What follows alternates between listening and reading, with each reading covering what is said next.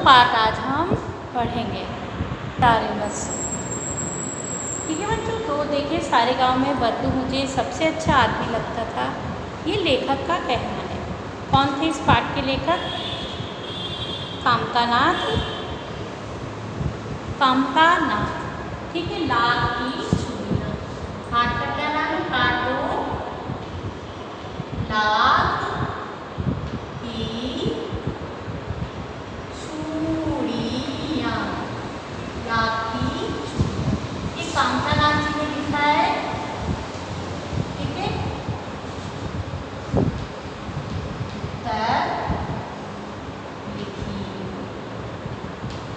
इसके लेखक हैं कामतानाथ जी। क्या नाम है उनका? कामतानाथ। ठीक है, इस पाठ के लेखक है लाल की चूड़ियाँ। पुराने समय में लाख की चूड़ियाँ और अभी भी इस समय में भी लाख की चूड़ियों का अपना अलग ही महत्व है। कांच की चूड़ियाँ मशीन से बनाई जाती थी, लाख की चूड़ियाँ कारीगर हाथ से बनाते थे। आज भी अगर हम राजस्थान और मध्य प्रदेश में जाएंगे तो हमें अनेक कारीगर मिलेंगे जो लाख की चूड़ियों को हाथ से बनाते। टूट जाने पर लाख की चूड़ियों को पुनः जोड़ा जा सकता है, उन्हें फेंकना नहीं जाता है, उन्हें फिर से नया रूप दे दिया जाता। लाख कभी खराब नहीं होता, ये इसमें एक खासियत होती है। तो लेखक भी सुंदर सुंदर लाख की गोलियाँ बनाकर देता था। किसको? लेखक को देता था। मुझे अपने मामा के गांव जाने का बड़ा चाव था। मैं वहाँ से लौटता था तो मेरे पास ढेर सारी गोलियाँ होती थी। एक बद्दू नाम का व्यक्ति था जो लाख का काम करता था उस लेखक के मामा के गांव में। इसलिए लेखक उसे क्या कहता था? मामा कहता था। बच्चे उसे खक्का कह के पुकारते थे, पर लेखक के मामा का गांव था, इसलिए लेखक चूड़ी वाले को भी बदलू मामा कहकर पुकारता था। उस व्यक्ति का नाम था बदलू। सुंदर सुंदर सी चूड़ियाँ वो बनाता था। उसका घर एक पुराने नीम का वृक्ष था, उसी के नीचे बैठ कर के बदलू अपना काम करता था। बगल में भट्टी रहती, लाख पिघलाता। लकड़ी की चौखट पड़ी रहती जिस पर लाख के मुलायम होने पर सलाख के समान पतला करके उसे चूड़ी का आकार देता था। चार चार भिन्न भिन्न आकार की बेलन नुमा मुंगेरियाँ रखता, जो आगे पतली पीछे मोटी। लाख की चूड़ी का आकार देकर वह उन्हें मुंगेरियों पर चढ़ाकर गोल और चिकना बनाता। एक एक कर पूरे हाथ की चूड़ी बना चुकने के पश्चात उन पर रंग करता था। आजकल जो पहले सिंपल चूड़ी आया करती थी, आजकल की चूड़ियों में वर्क होता है, नग लगे होते, सुंदर सुंदर जरकन लगा दी जाती, जिससे चूड़ियाँ और भी सुंदर दिखाई देती हैं।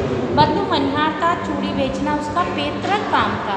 पैतृक में पुश्तैनी, उसके दादा बाबा आदि भी यही काम करते थे। वास्तव में वह बहुत ही सुंदर चूड़ियाँ बनाया करता था। बद्दू स्वभाव से बहुत सीधा था, पर वह उस समय क्या था, चूड़ी बनाने के बदले में उसे कुछ अन्न आदि मिल जाया करता था और पैसा नहीं मिलता था। जब कभी किसी का शादी ब्याह होता था तो बद्दू को उसके बदले में पैसा भी मिलता था, वो अच्छी खासी रकम देता था। क्वेश्चन नंबर 1 देखिए इसमें, बद्दू क्या बनाता था? बद्दू क्या बनाता था? सेकंड नंबर लिखिए,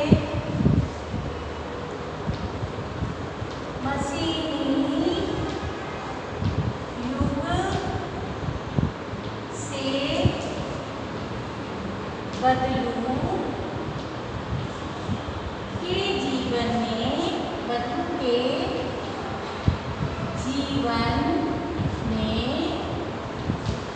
क्या परिवर्तन आया? क्या परिवर्तन आया? थर्ड नंबर लिखिए, लाख की वस्तुएं कहाँ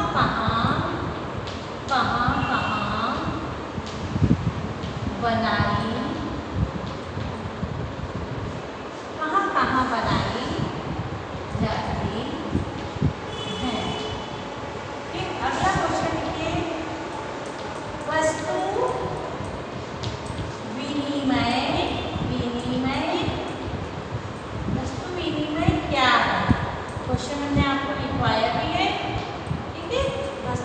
आदान प्रदान, एक वस्तु के बदले दूसरी वस्तु देना।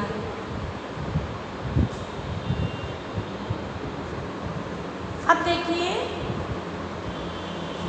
समय का परिवर्तन हुआ, मशीनी युग का प्रारंभ हो गया, मशीनें आ गई, लोग बदलू की चूड़ियाँ लेना लोगों ने बंद कर दिया, जिससे कि बदलू का जीवन अस्त व्यस्त सा हो गया। उसके पास कोई काम नहीं रहा, वो एकदम से बेकार हो गया और उसका मन काम में नहीं लगता था। जब वो कुछ काम नहीं करता था, उसके शरीर, हाथ पैर और उसका दिमाग भी काम करना धीरे धीरे बंद करने लगा। उसकी स्थिति बहुत ही दयनीय हो गई। बहुत दिनों के बाद जब लेखक अपने मामा के गांव आया तो उसे याद आया कि यहाँ पर एक बदलू मामा करके मनिहार हुआ करता था, आज मैं उससे भी मिलूँगा। जब वो उसके पास गया तो उसने उसकी स्थिति को देखा, उसे बहुत ही दुख हुआ। 8-10 साल हो गए थे जब से वो गांव यहाँ पर नहीं आया था। ठीक है, उसको देख करके लेखक को बहुत ही दुख हुआ और उसने उसे पहचान भी नहीं पाया। तब उसने कहा कि मैं कौन हूँ, मैं आपको बदलू मामा कहकर पुकारा करता था, आप मुझे छोटी छोटी लाख की गोलियाँ दिया करते थे। ठीक है, उसकी बेटी एक थी रज्जू। जब वो वहाँ गया तो उसे अब वहाँ के आम खाने की याद आ गई, तो उसने कहा बेटा अब सब कुछ बदल गया है, पर कुछ आम रखे हैं, तुम खा लो। उसने अपनी बेटी रज्जू को बुला करके उसे आम दिए। बदलू की बेटी का क्या नाम था?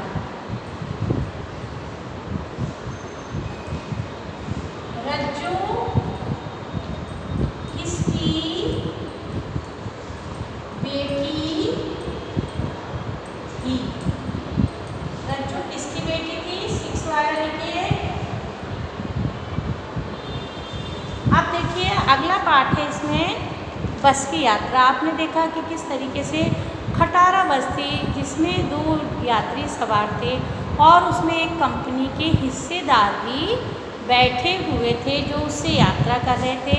इतनी जर्जर दयनीय अवस्था थी बस की कि वो जब किसी पेड़ के सामने आती तो लेखक को डर लगने लगता था कि कहीं ये पेड़ से ना टकरा जाए। ऐसी स्थिति बस की थी। ठीक है, लिखिए बस की यात्रा के लेखक कौन थे? बस की यात्रा के लेखक कौन थे? ठीक, 7 लिखिए। कंपनी का कौन व्यक्ति बस में बैठा था? बस में यात्रा कर रहा था। ठीक, 8 नंबर लिखिए।